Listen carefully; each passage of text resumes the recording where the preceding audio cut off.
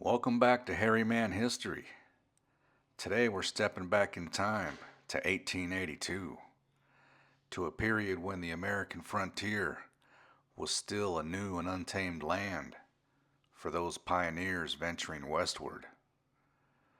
But while this wilderness was unfamiliar to the settlers, the native peoples had lived here for generations, with knowledge and stories that ran deep.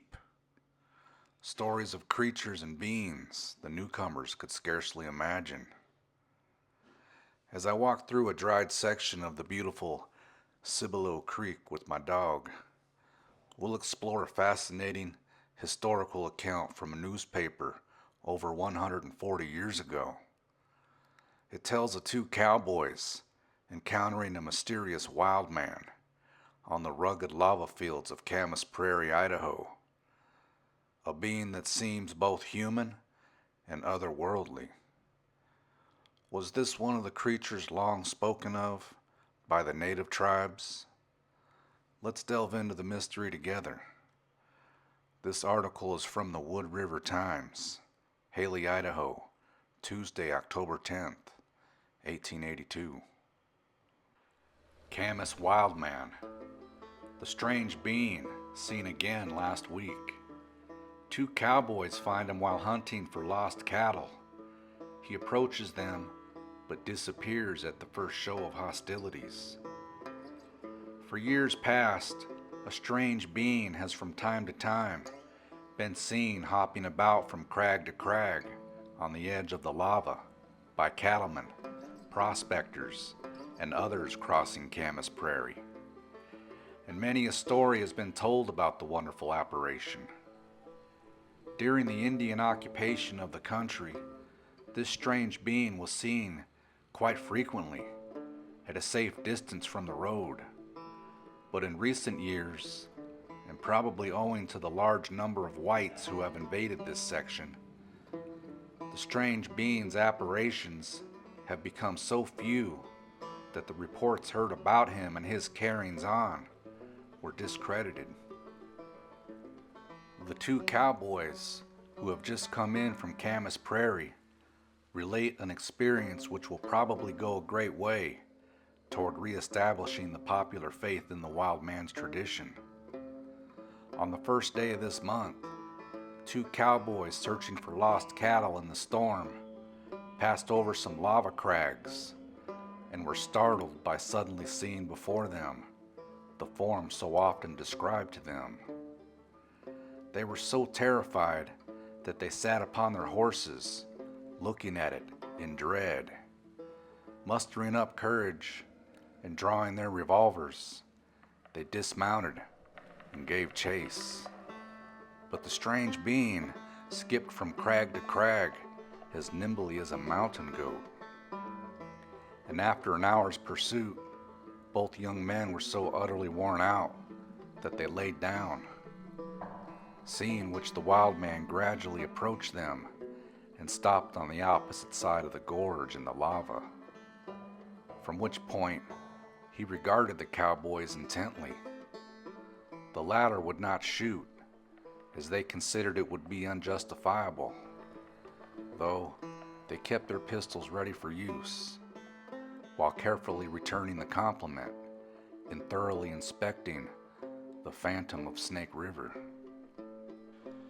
The wild man was considerably over 6 feet in height, with great muscular arms which reached to his knees. The muscles stood out in great knots, and his chest was as broad as that of a bear. Skins were twisted about his feet and ankles, and a wolf skin about his waist. All parts of his body to be seen were covered in long black hair, while from his head the hair flowed over his shoulders in coarse tangled rolls and mixed with a heavy beard. His face was dark and swarthy, and his eyes shone brightly, while 2 tusks protruded from his mouth. His fingers were the shape of claws, with long sharp nails, and he acted very much as a wild animal would, which is unaccustomed to seeing a man. The boys made all kinds of noises, at the sound of which he twisted his head from side to side and moaned. Apparently he could not give them any talk back. So wary of eyeing him, the two boys fired their revolvers, whereupon the wild man turned a double somersault and jumped 15 feet to a low bench and disappeared, growling terribly as he went. It is supposed that this is the same apparition that has so often been seen before. The man no doubt does as the Indians did for subsistence and lives on camas roots, which grow wild by acres. And he no doubt kills young stock, as many yearlings and calves disappear mysteriously, and nothing but skeletons of them are ever found. The boys at the stock camp are arranging to go out on a scout again to overtake him. When being provided with lariats, they will lasso him and bring him to Haley to deliver him up to the county authorities. Well, there you have it. What an extraordinary glimpse into the past. This 1882 newspaper article isn't just a story. It's a portal into the minds of the 19th century pioneers grappling with the unknown.